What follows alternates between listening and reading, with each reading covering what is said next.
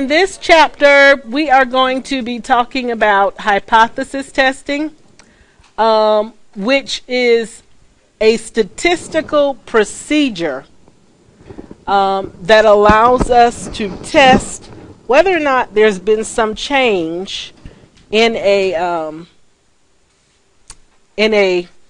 population parameter. Okay, that's what hypothesis testing is about. And what's important, I think, to note is that it is a procedure. The author outlines it in about 8 steps, I think, in your textbook. So it's not just this quick thing necessarily.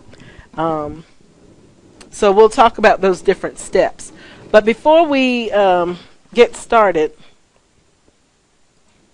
on the handout, I want to give you a little example, at least try to motivate our what we're going to be doing.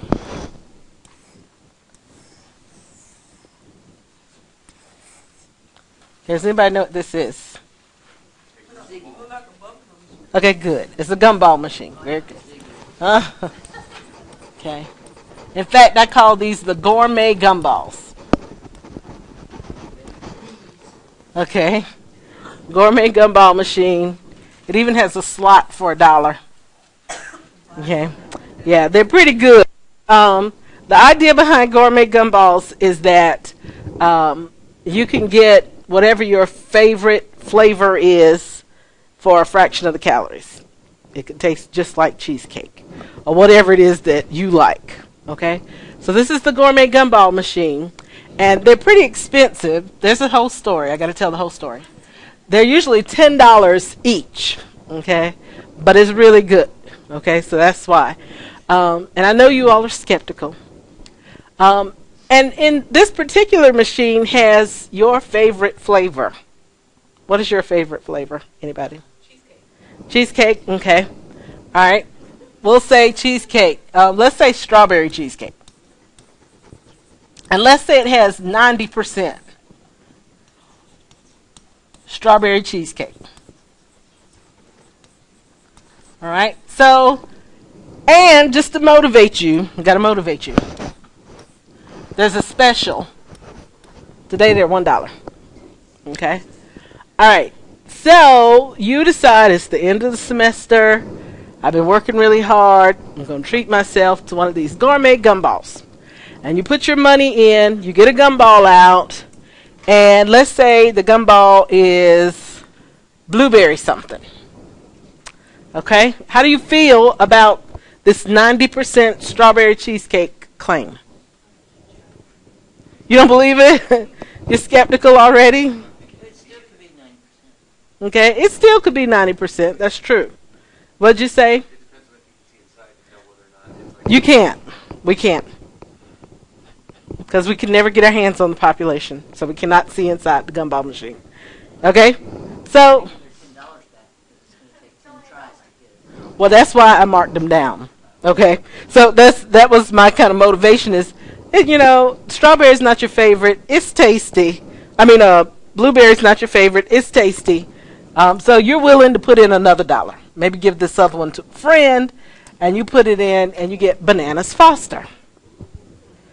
Okay, some people kind of like that, it sounds like. But what does that say about the claim? It could still be 90% strawberry cheesecake. However, when we looked at this first one, there was a 10% chance that we could get blueberry, right? And then for the second one, when we put the two of them together, all right, multiply the two of them together, and we get what? 1%. There's a 1% chance that we would get that given this assumption, right? 0.1 times 0.1 gives us 0.01, okay? So what do we say about that? It's possible, like you mentioned, but it's starting to seem a little bit what? Unlikely, okay? And let's say we do this and we get key lime pie and we get all these things, and we get everything except strawberry cheesecake. All of these things are what? Possible, but they're becoming more and more and more unlikely, right? So what do we decide? That's when we say what? Well, don't put any more money in. That's one thing. And what else? It's probably not 90% cheesecake. Okay, we don't know because we can't look into the gumball machine. We never will know unless we break it open. We're not going to do that. But the chances are that if this is what we're getting this rare event that suggests that 90% can't be what's true here, and so we decide that this hypothesis or this statement must be false. Okay, so that's kind of the nature of hypothesis testing. We have some statement that we're going to assume is true, okay, and then from there we generate some evidence, some sample data, and we look at the likelihood of that sample data under this assumption. If the likelihood is good, then we go with it. If the likelihood of the evidence that we're holding in our hand is unusual, then we assume that the assumption is false because we've got the evidence right here in our hands. Okay, yes? Why is there a place on something that is $10? Maybe, well, yeah. It's kind of like the post office when they give you all those, yeah, the gold dollars. Okay? All right. So, all of that. We'll refer back to that as we talk about hypothesis testing. Okay, but a hypothesis is simply a statement, okay, that we believe may be true. All right, statement.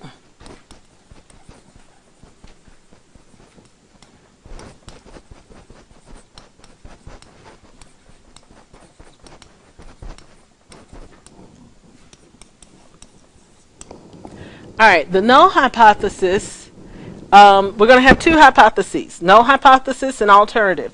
Basically, it's the one that's the status quo, and it's the one that we're testing. So what we currently believe. Is that different from the hypothesis? Well, we talked about hypotheses in general, and now we've got two types. We've got a null hypothesis, what we currently believe, and the alternative hypothesis is basically going to be, yeah, it's the opposite, sort of, kind of. Okay, what must be true if the null hypothesis is false? Okay. Now, in Triola's textbook, he always calls the null hypothesis equal to. Okay, for instance, a good null hypothesis is that the average body temperature of adult humans is what? 98.6. Okay, that's what we currently believe. But we might say after sitting in Congaree 109 for an hour, we think the average body temperature is less than that. Yeah, something less than that. Okay, that would be the alternative. Three pairs of hypotheses.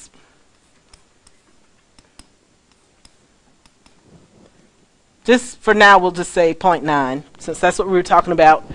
In Triola's textbook, he always writes the null hypothesis as equality.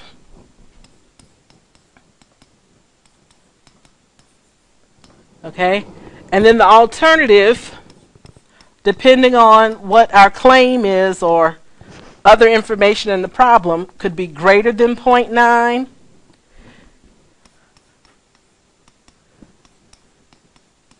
not equal to 0.9,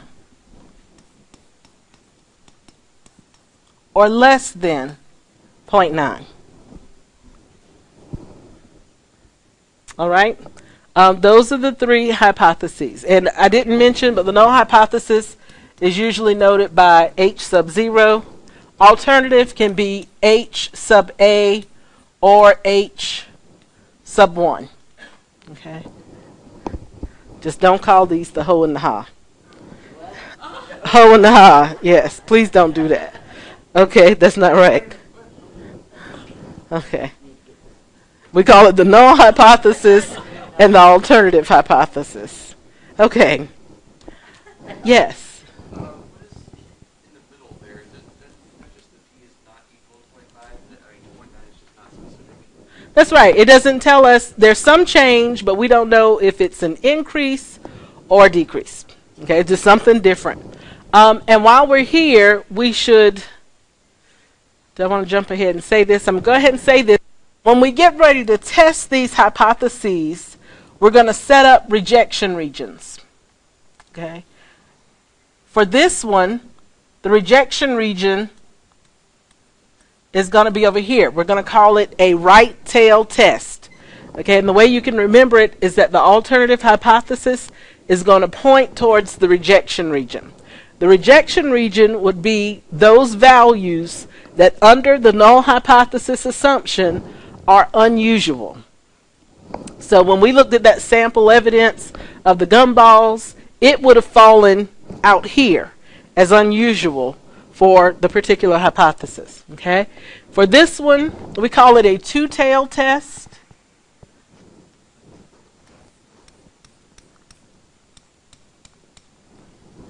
And so it looks like that, two-tail test. And then for the last one, it's a left tail test. The rejection region is going to be over here. And we'll talk more about how we find these rejection regions and critical values in a few minutes. Okay? But for now, let's focus on coming up with hypotheses.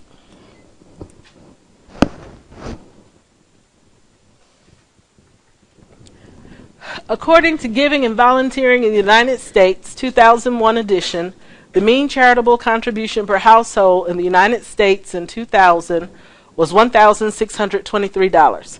A researcher believes that the level of giving has changed since then. Okay?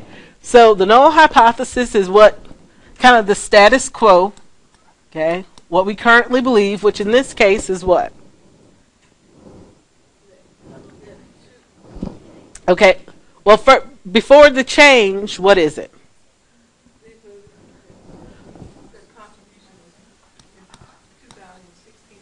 Okay, and what parameter is this? The what? Looking back at the narrative, it says the what? Nope, something else. This $1,623 is a mean.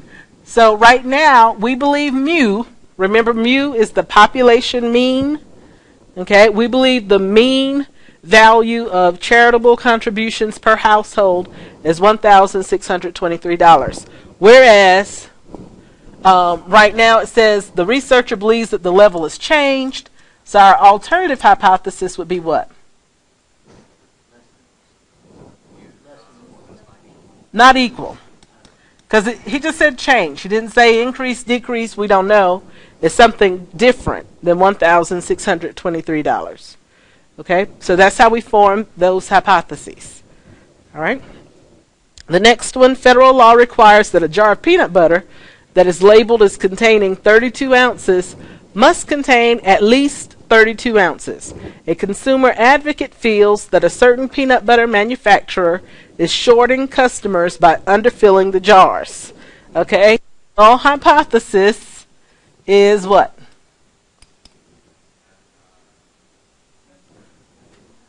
Okay, what equals? Mu equals 32 ounces. And then the alternative in this case is what? Okay, mu is less than 32 ounces. Okay, and also we might note that this will be useful a little bit later, that this one was the claim. This consumer advocate, he felt like it was less. And so that's going to be useful to us to note our claim. Up here, a researcher believes that the level has changed. So this was the claim. Okay? And the claim doesn't have to be the alternative hypothesis. It just really depends on how the problem is presented. Okay? All right, and then this last one. According to the Centers for Disease Control and Prevention, 16% of children aged 6 to 11 years are overweight.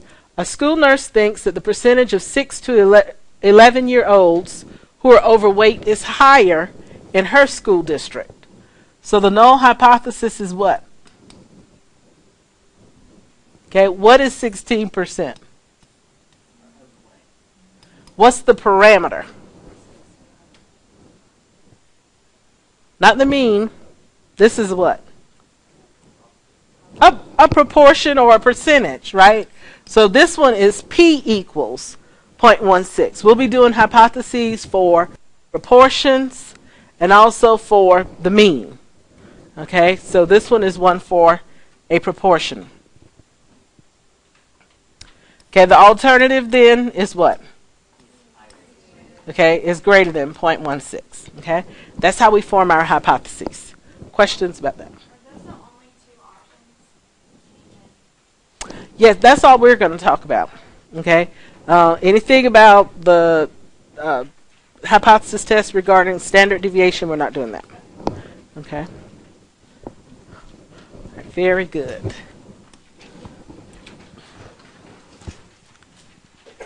All right. So we can talk about this now. When it comes to making a conclusion about a hypothesis, we really never will know whether or not we're right unless we break open the gumball machine, like we mentioned earlier. So we could indeed make an error. I mean, the machine, as you kept pointing out, could have 90% strawberry cheesecake, but we decide that it doesn't. Okay? And so in that case, that's an error. The reality, what happens, we're going to use this table to talk about the two errors that can happen. So this is what happens in actuality. If the null hypothesis is true and we don't reject the null hypothesis, that's fine, right? That's not a problem. However, if it's true and we reject the null hypothesis, this is what we call a type 1 error. Okay? The type 1 error is rejecting the null hypothesis when it is actually true. Okay? Type 1 error.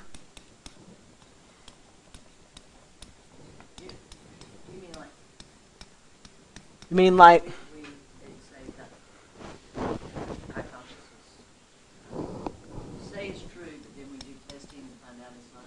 well, we always start by assuming that the null hypothesis is true. And at the end of our procedure, we're going to make a conclusion that basically the data supports the null hypothesis or it doesn't.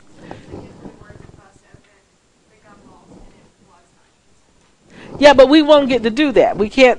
We'll never know, even though we're talking about these errors, we still won't know if we actually made it. Okay? In most cases, we don't get to know. So we reject the null hypothesis when it is true. Okay? If the alternative is true and we do not reject the null hypothesis, then this is a problem. It's called the type 2 error. Okay, so that's when we fail to reject the null hypothesis when it's actually false. Okay, type 2 error. Usually right like that.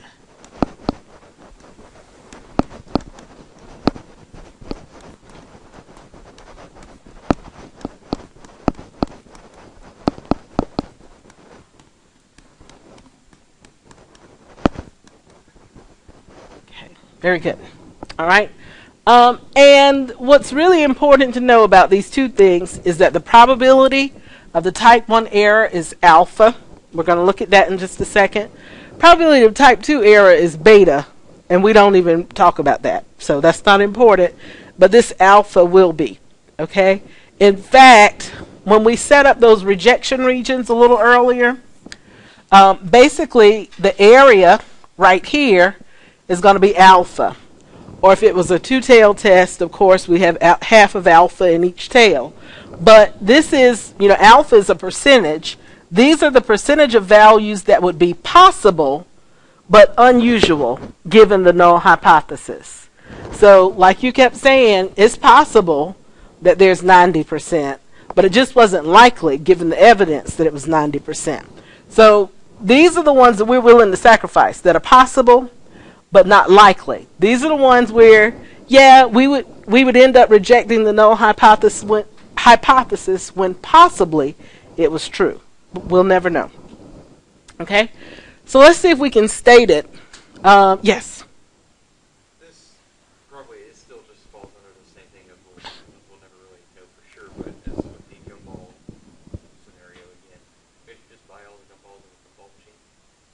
Sure you could, if you wanted to. I mean, but, We still would most of the time not know. well, if you buy them all, you could figure it out, but then you wouldn't need statistics. Remember, one of the things that we said at the very beginning is if we could get our hands on the population, this would be a very short course. Right? We could say there's not 90% here, but that's what statistics is all about, is using that sample to make an inference about the population. Okay? So let's see if we can state the type 1 error in terms of the peanut butter example. Let me get that in my hands again. This one is fine. Okay, if the alternative hypothesis is true and we reject the null hypothesis, then that's okay. All right, but it's just the type 1 and type 2 errors. Those are the only two where we'd make error. Okay, federal law requires that a jar of peanut butter that is labeled as containing 32 ounces must contain at least 32 ounces. Okay, we came up with hypotheses of the null hypothesis was, okay, and the alternative was,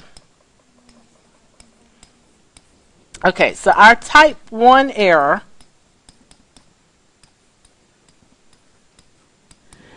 is, first we'll say it by definition, rejecting the null hypothesis when it's true.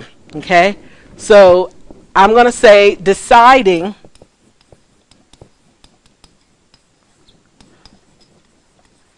that the mean amount of peanut butter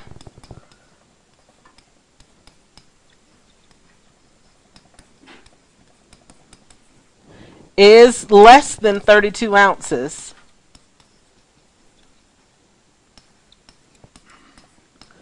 when in actuality it's not. The mean is 32 ounces. Okay?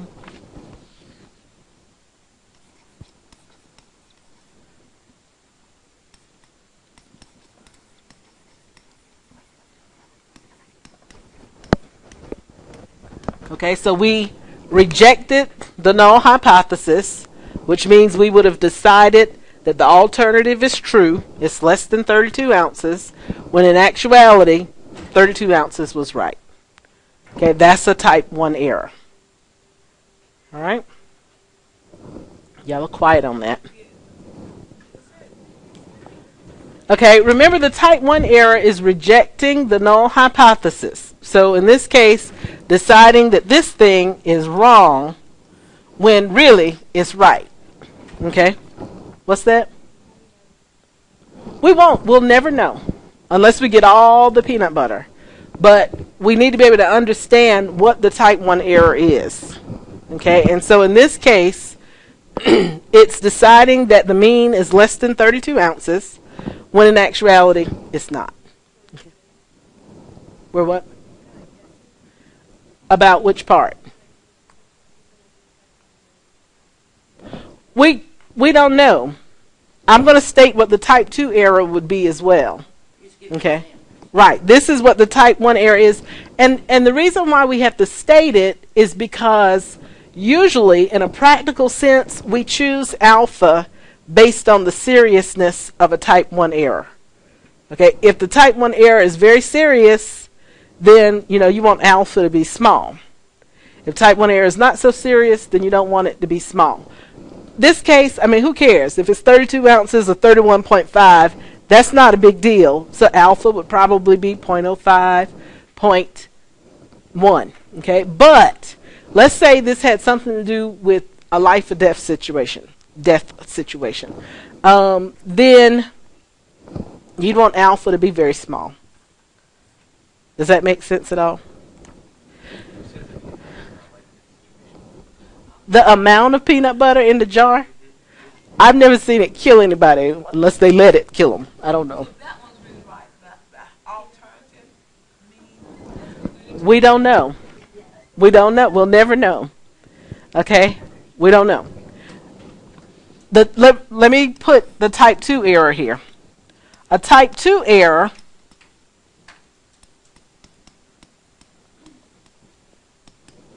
is, we already said it is failing to reject reject the null hypothesis when the null hypothesis is wrong.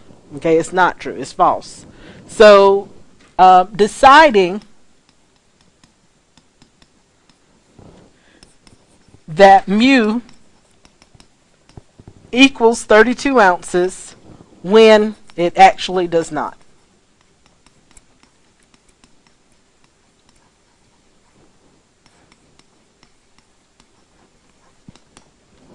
Okay? That's a type 2 error. We don't know. We'll never know if we've made either one of these. The only thing we can talk about is the likelihood of having made the type 1 error or the type 2 error. Okay? And in a practical sense, we choose alpha based on what the type 1 error is. Okay? Let me give you another example. Let's say we had, and this is kind of a loose example, so don't hold me to any of the we talked about. Okay, let's say the null hypothesis is that, let me think about this for a second.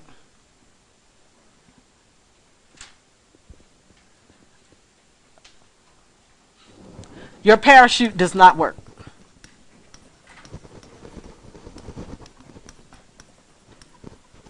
Okay, and the alternative would be that the parachute works. Okay, then the type 1 error is what? First stated by definition, is rejecting the null hypothesis when the null hypothesis is true. So when we apply that to this particular situation, basically it's what? Deciding that that the parachute works. Yes. Works, right? When in actuality, it doesn't. The null hypothesis is true. And in that case, what kind of alpha would we want? Very small. Y'all got it now. But in actuality, it doesn't. Okay? So it's not about figuring out whether or not we actually made a type 1 error or a type 2 error. We'll never know. But if we had to make a decision, if it was left up to us to choose alpha, we choose it based on the seriousness of the type 1 error. And in this case, we'd want alpha to be very, very, very small. Okay? That's the only point about it. Okay?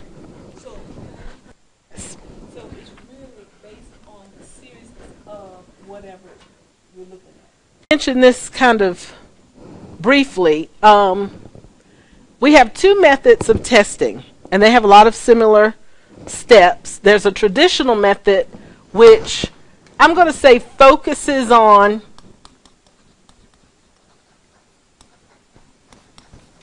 the rejection region. Okay, we set up this rejection region which is based on alpha, and then we compare our test statistic to the rejection region. There's a lot of terms that we hadn't talked about yet. Okay, the p-value method focuses on the sample data. Okay, instead of setting up an arbitrary rejection region based on alpha, the p-value actually calculates the probability of getting a sample as extreme as the one that we got. Okay, p-value is probability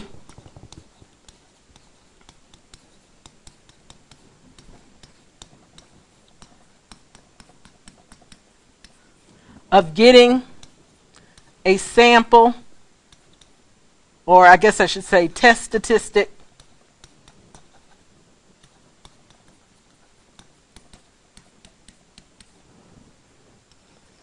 as extreme as the one that we got.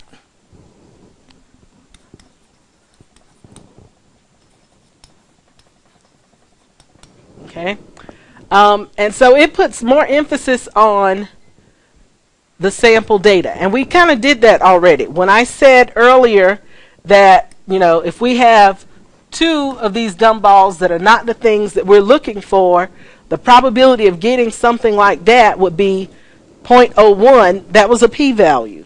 Okay, we were looking at the probability of that, and we already said 0.01 is so small that we probably should reject the null hypothesis. Okay, so we're going to talk some more about the p-value methods as we go along. And for now, since we're here, I'm going to tell you that we reject, we reject the null hypothesis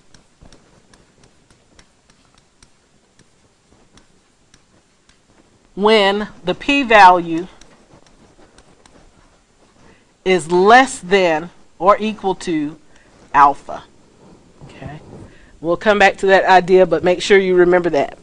If our p-value is less than or equal to alpha, we're going to reject the null hypothesis. Okay, so we're ready for our first example. And I know y'all are thinking we are, but yes, we are. Okay, and we're just going to go through the steps, and I'll talk about it, and it's going to be okay. All right, today we're focusing on hypotheses for proportions. Okay, remember the conditions we talked about last week? You know, we could do a confidence interval for a proportion. We could do a confidence interval for the mean if we knew sigma, and we could do a confidence interval for the mean if we didn't know sigma. We got the same things here.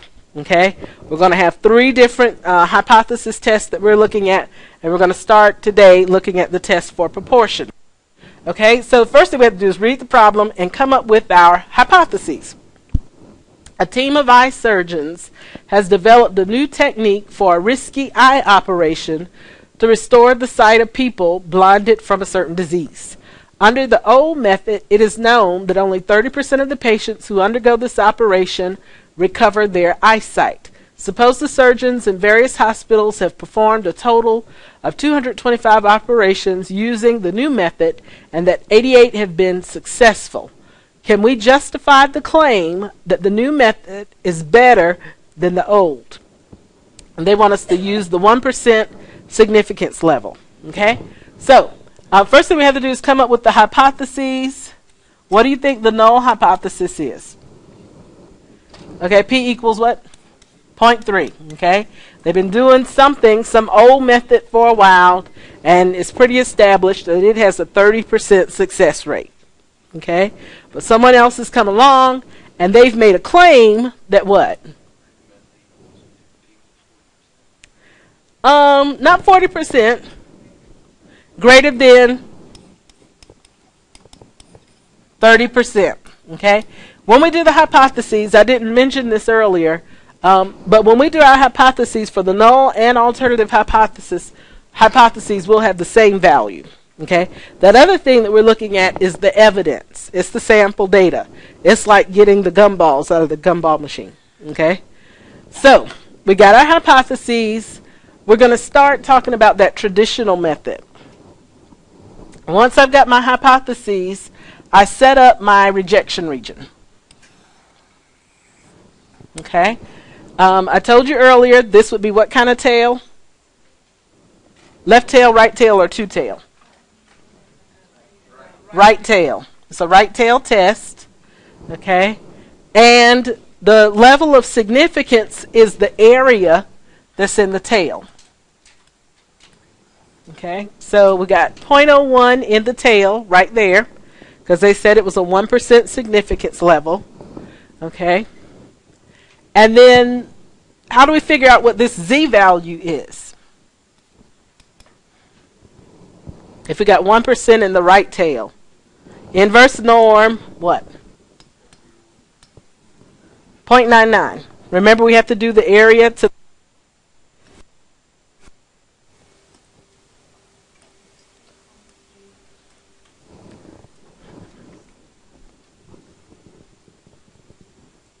Okay, what did it come out to be? Okay, 2.33. Okay, second distribution, number 3. Oops, of course I hit too many buttons. 2.33. 3, 3. Very good. Okay. So what does that mean? This is my rejection region. I'm going to calculate basically the z-score for the sample data. That's what I call my test statistic. If the test statistic is greater than 2.33, then we're going to reject the null hypothesis because it falls in that unusual range. If it's less than 2.33, then it's okay. It's not unusual. Okay? So the next thing then is, this is what we would call our critical value. Critical value is 2.33. It's the value that separates the acceptable region from the unacceptable region. Okay, so that's our critical value. The test statistic for this test is p hat minus p all over the square root of p times q over n. Okay, you probably won't have to use that. Okay, but that is the test statistic. Okay, that's how we calculate basically the z-value of our sample data. How do we do that on the calculator? On the calculator, we're going to go to Stat, and then over to Test. Okay, and right now we're focusing on a one proportion z-test. Okay, one proportion z-test, number 5. Okay. And we put in the null value from our hypothesis, which was 30%, so 0.3. And x is 88. N is what? 225. Okay. And then we choose the symbol that goes with our alternative hypothesis. Okay. We said that we thought it would be what? Greater than. So I'm going to arrow over. Did you mean to put? I did not. Let me go back and change that because that'll make a difference. Let's delete. Okay. All right. 88 over 225. Then we come down and calculate. And the calculator does a lot of stuff for us. Wonderful stuff. Okay. So the test statistic is this z right here, this first z value. So 2.98 is our test statistic. If we put all the numbers in here, we'd come out with 2.98. How does that compare to 2.33? It's greater than. So we're going to do what? We reject the null hypothesis. Okay? All right. Well, you can't go to people and say, you know, I reject the null hypothesis, because they won't know what you're talking about. All right. So in terms of this problem, what does that mean? If we reject the null hypothesis, then that means this thing we don't believe is true. We believe that the sample data supports the alternative. So we'd say the sample data supports that the proportion of recoveries due to the new method is more than 30%. Okay? Or in short, can we justify the claim that the new method is better? We'd say what? Yes. Okay? The new method is better. Questions about that? All right. So we would say no, but it isn't better. We said, No, no. oh, If it were less. if that's right. If our We put all that in the calculator and it ended up being. If it came out to be 2.1, we would say the new method doesn't seem to be better. Okay. Okay. On the calculator, we went to Stat, Test. We did a one proportion z-test, number 5.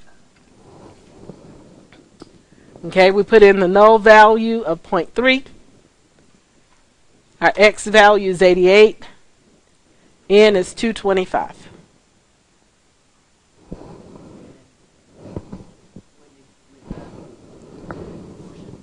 right here we chose the alternative hypothesis, the symbol that matched our alternative hypothesis, which ours was less than. I'm sorry, greater than. So we chose that particular symbol. That's right. Yes, ma'am.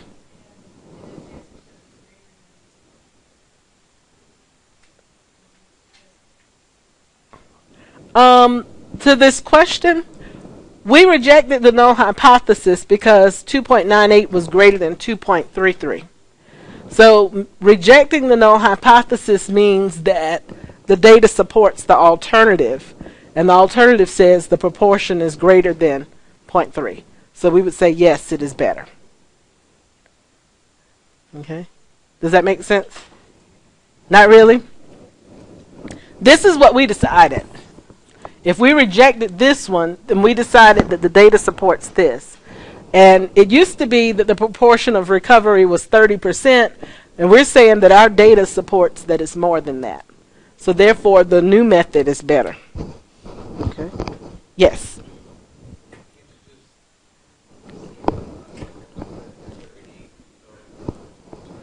That's just one sample. That's just, we have to look at the likelihood of getting that particular one.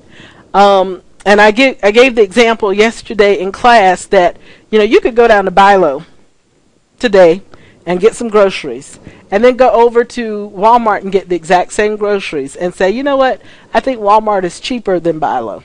Okay? But you can't do that based on just one time. Okay? So the procedure that we go through, you remember I said the whole hypothesis test is not, I'm glad you asked that question, it's not just comparing the two numbers, it's looking at the entire likelihood of it. How likely is this? Is this usual under this assumption or unusual? Okay, so no, it's not enough just to look at it. Okay, all right, one other thing I want to show you, we talked about the p-value. And so in this case, the p-value would be the probability of z being greater than 2.98. Okay, 2.98 was our test statistic. Okay? And so we know how to calculate that. 2.98 is right here. Okay, if we want it to be greater than, we'd be looking at that. So on my calculator, I'm going to do normal CDF 2.98 to infinity. Okay.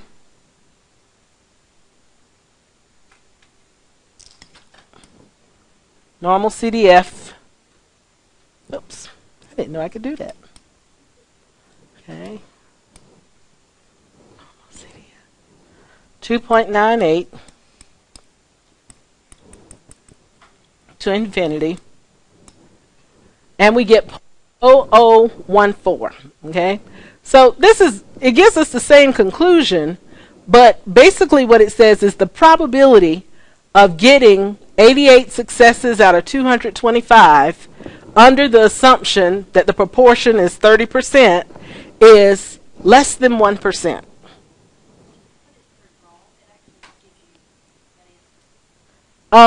Yeah, and you don't even have to do it for draw. It gave it to us when we did it the other way as well. If we go back to stat and test and do the one proportion z-test and calculate,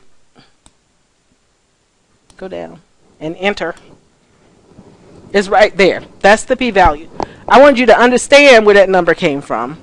But yeah, the calculator already gives it to us. Okay? Yeah, I always want. That's good. I don't use that draw a lot, but that's very good. So there it is. So p-value is really easy.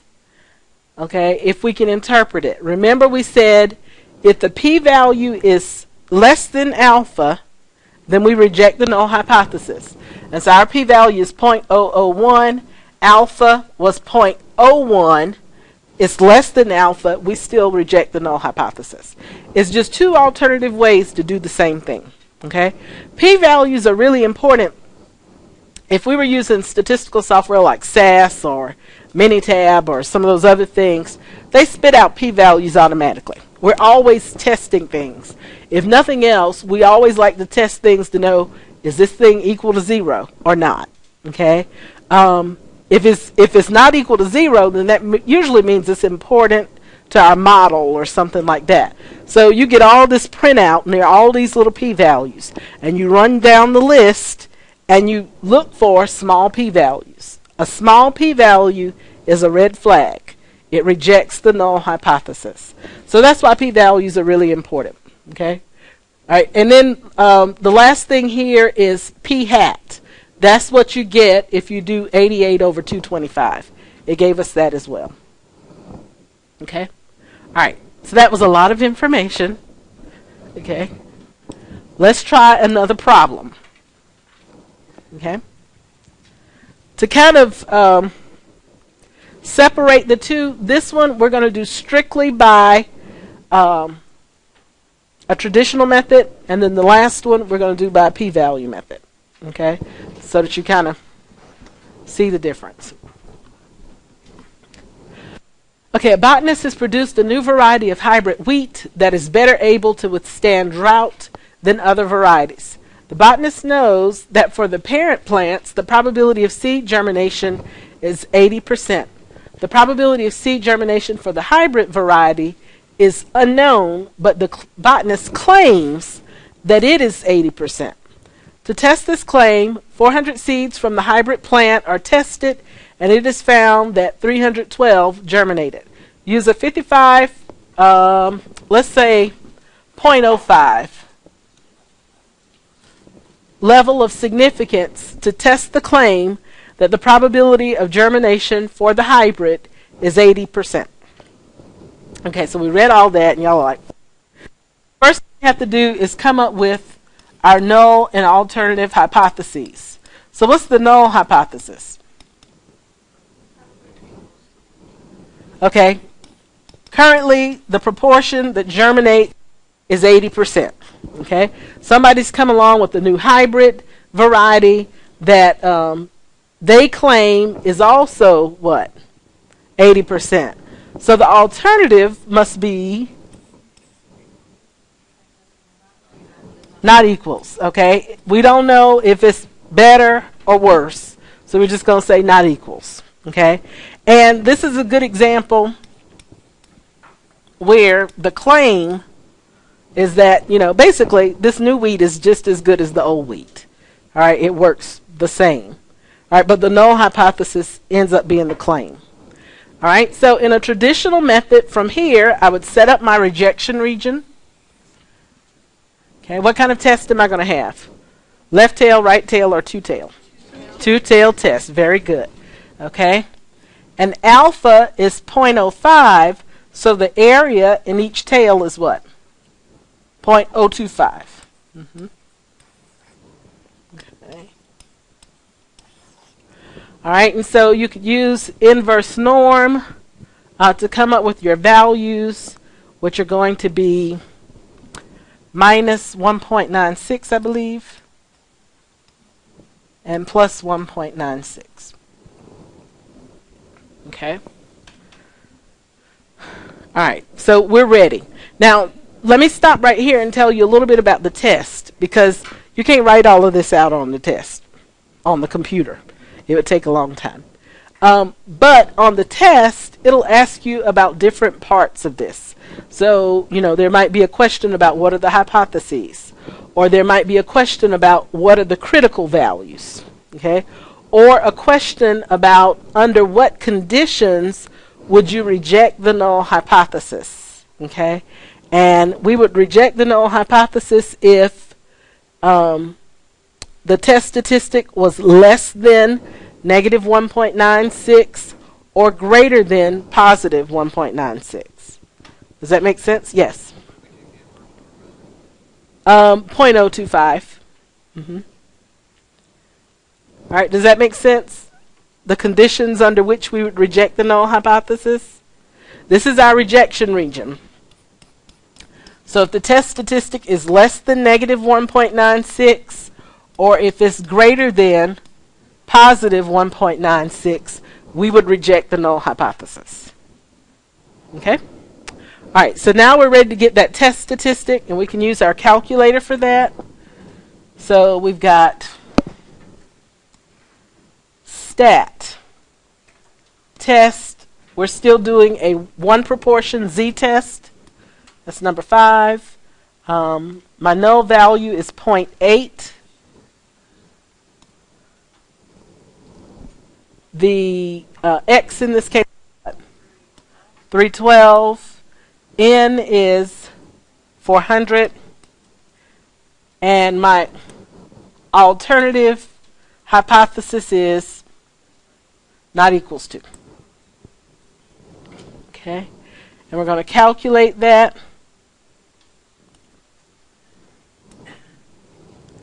And we get z is equal to -1. Okay. Sometimes I like to put a little star on this one because he's the witness. All right. So z equals -1. I compare this to my critical values. And how does it compare? What are we going to do? We fail to reject H naught, the null hypothesis.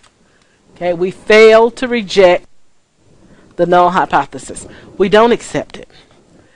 Okay, think about your favorite celebrity who has been on trial and got off. All right, or anybody. We don't have to pick at celebrities.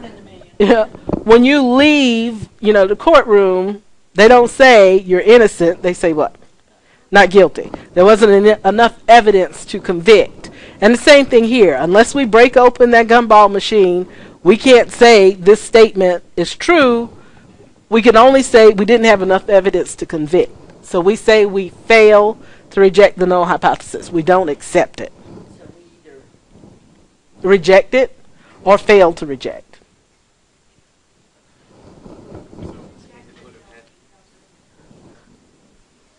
So in this case, it would have had to equal 1.96 for us to accept it. No. There is no accepting. We never say we accept the null hypothesis. That we, for us to Reject it. It would have to be either less than -1.96 or greater than positive 1.96 for us to reject the null hypothesis. Okay? All right, other questions? Not a bad procedure. They list it out in the textbook in 8 steps, but it's really not quite that many. Depends on how you state it. Okay? All right, so did we answer the question?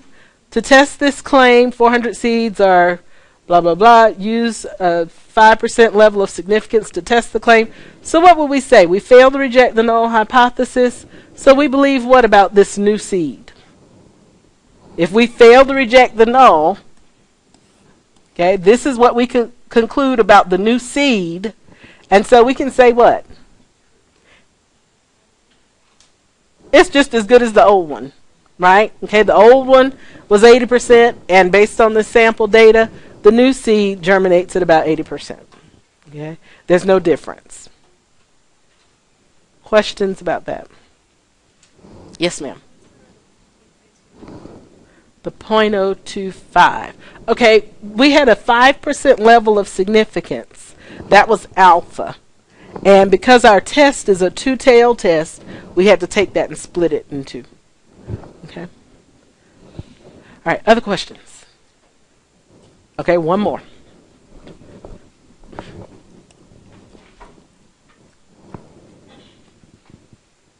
In a presidential election, 308 out of 611 voters surveyed said that they voted for the candidate who won. Use a 10% significance level to test the claim that among all voters, the percentage who believe that they voted for the winning candidate is equal to 43%, which is the actual percentage of votes for the winning candidate. What does the result suggest about voter perceptions? Okay, so we read all that. We know we need to do a hypothesis test. What's our null hypothesis going to be? Okay.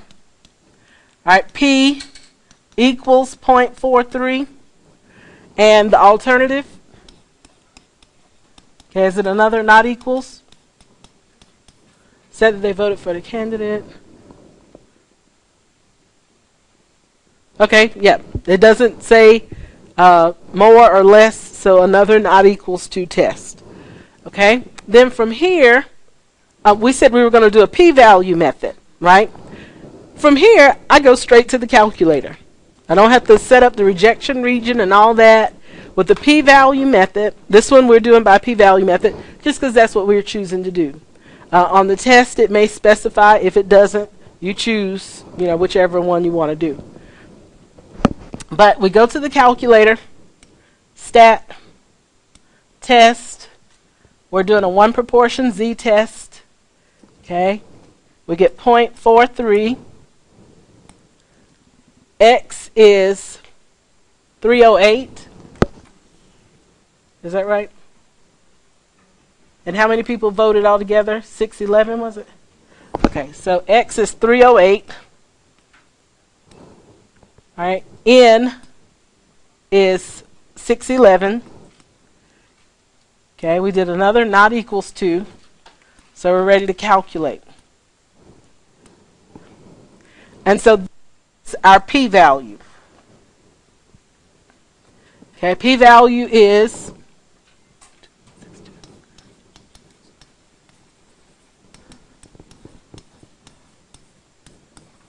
it was in scientific notation. Okay, and so that p-value is definitely what? Small. Okay, and remember, keep saying to yourself, small p-value is a red flag. Okay, it's certainly less than alpha, which in this case was 10%. And so when the p-value is less than alpha, we do what? Reject the null hypothesis. Okay, the null hypothesis is really the one that's being tested. It's the one that is on trial. So